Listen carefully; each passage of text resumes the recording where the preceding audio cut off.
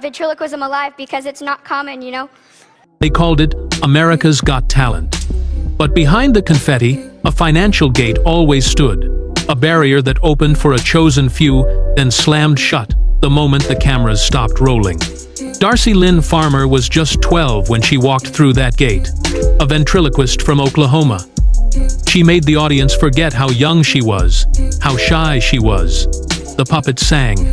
The crowd cried. The machine cheered. It looked like magic, but every magic trick starts with a contract. What we found in NBC's 2017 production filings changed everything. AGT finalists entered into multi-option agreements, renewable, exclusive, and enforceable for years after the show ended. The moment she won, Darci wasn't just a performer. She became property under option.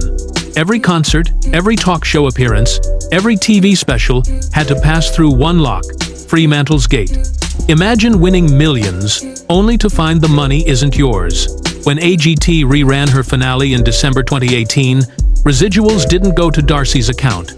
They went first to the holding entity, then were recouped against something called marketing exposure.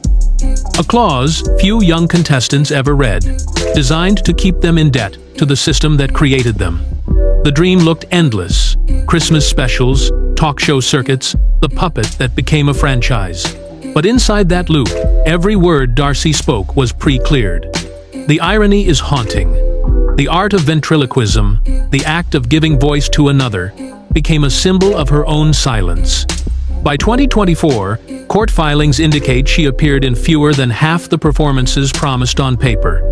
Her mother once admitted, "We thought she could say no." But in this system, no isn't a word, it's the sound that triggers a penalty clause. Every dream has a door. The door opened with applause. It may close with evidence. Because what started as a talent show might have been a training ground for ultimate control. What happens when the puppet pulls the strings? Every massive system needs a symbol. For the entertainment machine, it was a girl and her puppet, smiling, flawless, tireless. Darci Lynne's act wasn't just talent, it was structure. Behind each performance stood those three crushing layers of control. The contract defined the voice, the schedule shaped the life, the audience rewarded obedience. Internal AGT tour schedules from 2018 revealed the logistical nightmare. Contestants were required to perform up to 70 dates within 10 months, often without any creative veto. For a teenager, that meant repeating the same jokes hundreds of times, even when her voice was cracking from sheer exhaustion. The puppet was Petunia Pink, polite, and safe. But offstage, the metaphor was slipping. It was supposed to be a joke. Instead, it became a chilling warning. Look closely at NBC promotional clips from 2019. Darci is standing beside executives twice her age, repeating scripted gratitude lines word for word. Every thank you was part of the brand. Every silence was part of the deal. The mechanism was elegant, almost perfect. 1. Bind the performer to exclusivity. 2. Package innocence as property. 3. Let the audience, the fans, defend the illusion. This loop is legally known as a perpetual option clause. It grants the studio first right to any future project, no matter how distant. In legal shorthand, you cannot speak unless the gate opens first. The irony, viewers, is brutal. A ventriloquist, whose gift was to speak through another voice, became the quietest person in the room. The voice belonged to the gate. By 2023, the act that once gave her freedom now defined her cage. What happens when the mirror cracks the contract? Every dream that passes through that gate leaves fingerprints on paper. The industry calls them standard clauses. Lawyers call them options. Performers call them the price of staying visible. When Darci Lynne's season ended, her path was already a foregone conclusion. The AGT contract contained a talent management option, renewable annually. This gave Fremantle and Psycho joint authority over all her future appearances. According to filings reviewed in June 2024, that clause was renewed without direct signature. It activated automatically, unless declined in writing within 10 business days. For a teenager in constant travel, that window was completely invisible. Each renewal triggered the recoupment ledger, a financial system where marketing expenses were deducted before Darci saw any profit. The network promoted her, yes, but the more they did, the deeper the balance she owed. She was a performer in perpetual debt to visibility. And then came the real silence, the NDAs. Multiple sources confirm contestants signed public narrative agreements, limiting comment on production practices for up to 5 years. Violation risked forfeiture of unpaid residuals. The truth, in plain language, had a price tag. By 2022, her public appearances had slowed. When a journalist asked why, she gave the classic contract-safe smile. "I'm just focusing on my music." That smile was an asset.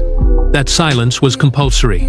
Court archives from Oklahoma in late 2024 later showed her legal team referencing restrictive continuation terms, the exact same boilerplate language common to other AGT alumni disputes, including one cited in Tyra Banks's 2018 case. The same clause. Rebadged, repurposed, recycled. The system's grip wasn't emotional, it was procedural. It didn't punish rebellion, it pre-signed obedience. Every gate came with a lock, and every lock came with a clock. The gate never opens itself. By the time the world noticed her absence, the paperwork had already spoken louder than she ever could. Next, the moment she finally tests the lock. Perfection isn't found, it's engineered. Every network runs its own factory line, molding applause into currency. Darci Lynne's image was no longer a child prodigy. It was an investment vehicle, precision-tuned for sponsors and prime-time retention. Nielsen's data from 2018-2019 proved her value. Her clips outperformed the show's median by 23%. That spike triggered a familiar and insidious mechanism, the extension clause. If a performer generated measurable profit above baseline, their option renewed automatically, under the banner of mutual benefit. A phrase that often meant one thing: mutual silence. Consider this trade filing from December 2019. NBC Universal recorded a $1.7 million promotional expenditure tied to Darci Lynne, My Hometown Christmas. The credit note called it non-recoupable marketing exposure. Sounds fair, right? But the fine print routed ownership of that broadcast's master to Fremantle. The show that bore her name no longer belonged to her. Behind the lights, the pressure deepened. Photo shoots timed to network sweeps. Wardrobe decisions debated by committees. Vocal rest replaced by media prep. Every smile was a deliverable. Every hour logged in a system that measured charm by click-through rate. By 2021, Darci's team attempted the pivot. Fewer puppet acts, more of her own music. The algorithm disagreed instantly. Engagement dropped by 40%, and the label froze her project pipeline. In the machine's logic, authenticity wasn't failure, it was inefficiency. Perfection doesn't breathe, it performs. The gate had done its job. It made her flawless, profitable, and ultimately, replaceable. The audience saw a star who had everything. But behind the perfection lay a contract that never slept, and an artist learning the true cost of being marketable. What happens when the product starts asking for freedom? By 2022, the shine around Darci Lynne's success began to fade. Not in public, but in the private calendars, the cancelled rehearsals, and the missed calls. Even her former mentor, Mel B, the judge who hit the golden buzzer, quietly distanced herself following a rights dispute between Fremantle and the AGT tour management. No statement was made. Just absence, one of the industry's favorite forms of communication. Emails filed in discovery for the 2024 Oklahoma case referenced creative fatigue indicators, a coded phrase networks use to justify pausing or redirecting talent. The translation is simple. The performer didn't break the contract. The system simply withdrew oxygen. Darci began posting less. The once constant, bubbly gratitude turned sporadic, subdued. Fans asked if she was okay. The replies were polite, scripted, and brief. She was navigating the echo chamber of controlled optimism. Her schedule had become a conflict map, each date negotiated between profit and protection. Her health, her image, her fatigue, all assets measured for the next renewal. One shocking clause even required her to maintain public confidence in character, a phrase so vague it could weaponize perception itself. Trade sources confirmed NBC's internal memo listing risk mitigation protocols for AGT alumni under media scrutiny. This list included crisis scripts, prepared statements pre-written months before any controversy had even occurred. They didn't fear controversy, they budgeted for it. When control breaks, silence fills in. By the time audiences noticed her absence, it wasn't rebellion, it was system preservation. Because in the industry of spectacle, even the cracks are choreographed. What happens when the performer decides to stop playing along? Collapse never happens in one moment. It builds quietly, contract by contract, until silence becomes rebellion.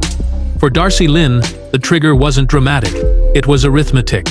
According to the Oklahoma County Civil Docket, February 2024, her attorneys filed a notice of arbitration, citing continuing exploitation under expired option terms. In simpler words, she was still being billed for performances that no longer existed. A spreadsheet became the spark.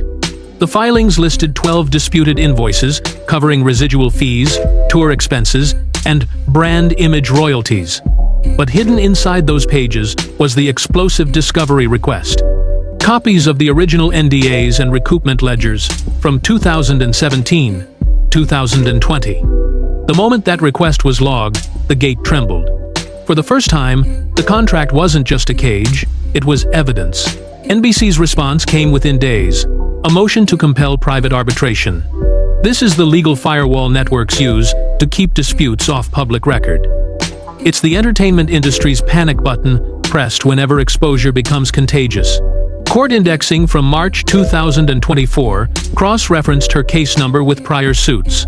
Goodwin versus Fremantle, 2020.